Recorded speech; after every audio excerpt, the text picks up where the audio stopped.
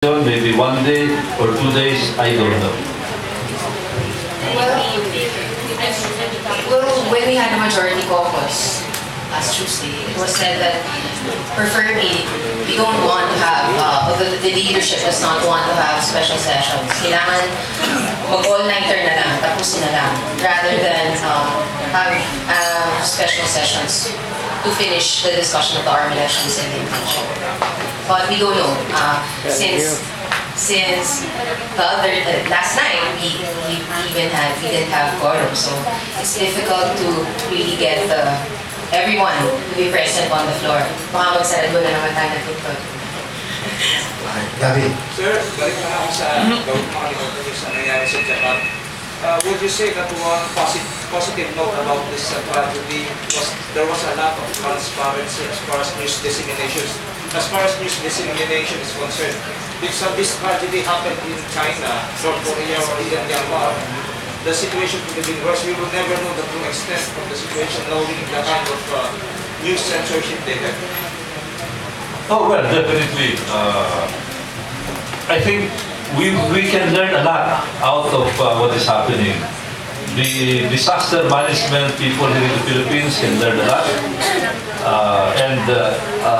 With your indulgence, I think media here in the Philippines can also learn a lot on how to handle coverage of disasters.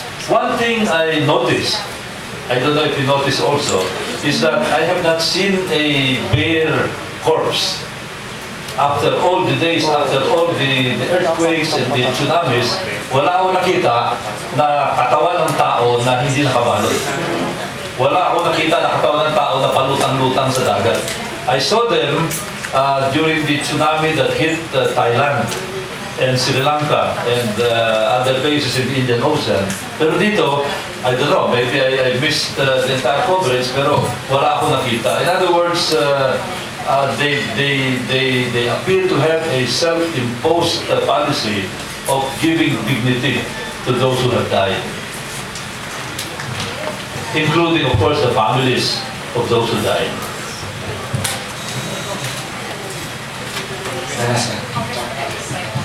May statement po si Senator Santiago at constitutional daw yung proposal ng prohibition of night work for women. Ano po yung masasabi niyo po? Kasi parang discriminating rin daw.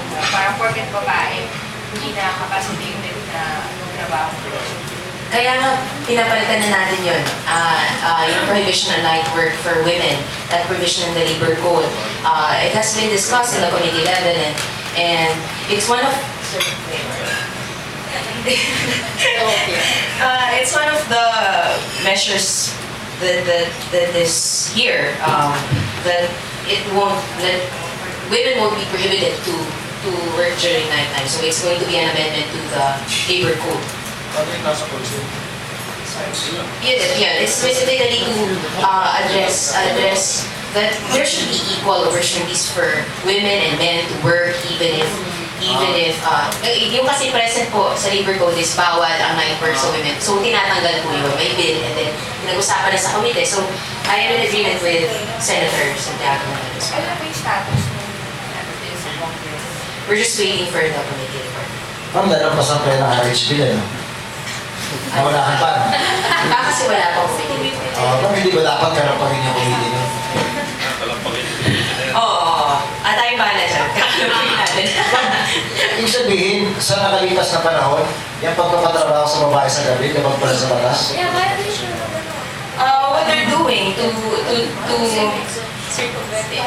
well, I wouldn't say circumvent, but there are orders to the effect na may exceptions na kung ganitong industry, ganun yun nangyayari. So, but you should definitely strike it out. So, hopefully, magawa natin yan. Pag-resume na siguro after the Easter break. so kung ganun pala, makilala ko si Weng, iligan. Bawal suweng sa hating gabi. Yun mismo din. Wala nang GR Yeah, nakilala ko si Weng, hating gabi. Di ba? Oo. Hating gabi. Hindi ko lang kami gabi araw. Puro mga bawal ginagawa ko. Okay, question pa sa ating mga Congress, Roma.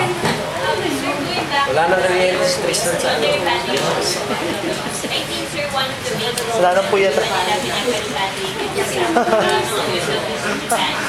because they're waiting for, parang they're depending their decision on the alert level of the Japan government, sir. Tama po ba na pagkatiwala po natin yung buhay or ididepende natin yung buhay ng OFWs natin doon sa pagiging desisyon ng Japanese government?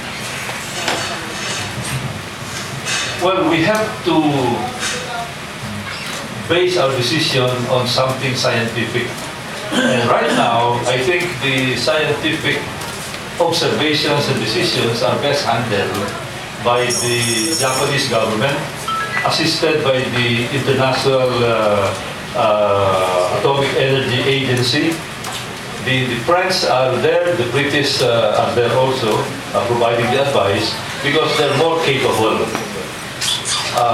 So I guess in a very scientific and very technical subject like this, we have to yield to the superior technical judgment. But at the same time, we must also start preparing. I understand that the government may be lining up C-130 or only C-130, and probably we may need to charter some aircraft just in case of an eventuality. But right now, I think we should keep our ears to the ground. And this is going to be not a day-by-day monitoring, but an hour, practically an hour-by-hour monitoring.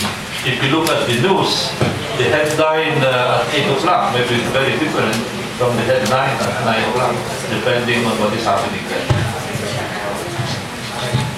Salamat po. Wait, can I inject something? With respect to the night work prohibition, the rationalizing the night work prohibition on women workers was actually, approved on second reading last March 8, so it's for third reading. Yung prohibition. Yes. Ma'am, binabata rin natin si Congressman Bernadette Herrera. Dumating na rin. Pero Yan ang dapat unahin pala kung gano'n, no? Number 1 pa naman ito, number 2. Dapat unahin ito, ah. Approved na po siya on second reading. Oo, dapat unahin na. So, third reading, binabasa na lang naman ulit. So, March 8. Is it your own bill? We're co-authors. It's not my bill. Yung mga author niyan is Gabriela, I think. Ma'am, Congresswoman Aglipay, may pahabol bang tanong po sa inyo tungkol sa manggagawa? Kung ano na rin nangyari doon sa inyong bill na bawal yung contractual worker? It's actually approved at the committee level. So we're drafting the committee report. The reason why we're having a long time drafting it is because there are several versions of it, and we're